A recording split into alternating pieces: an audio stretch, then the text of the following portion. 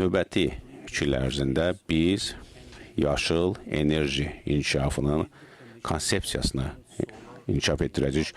10 günəş və külək stansiyaları tikilib istismara veriləcək.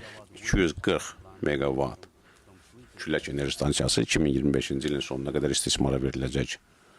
4 əlavə stansiya isə 1200 megawatt gücündə olan 4 stansiyası növbəti illərdə istismara veriləcək. Bu il 3 əlavə günəş enerji stansiyası tikilməyə başlayacaq. O cümlədən Üzən günəş elektrik stansiyasında istismara verilməsi hazırlanıb. Bu da 400 milyard dollar investisiya ilə bərpa edilən enerjinin ümumi payı 33%-ə çatacaq 2027-ci ilə qədər. Əsas məqsədimiz 2030-cu ilə qədər 38%-ə çatdırmaqdır.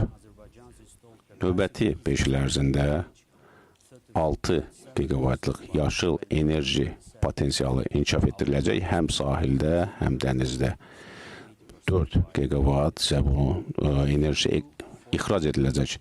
6 giqavat bərpa edilən enerji potensialından Naxçıvan Muxtar Respublikası ərazisində istehsal edilərək ixrac edilməsi nəzərdə tutulubdur.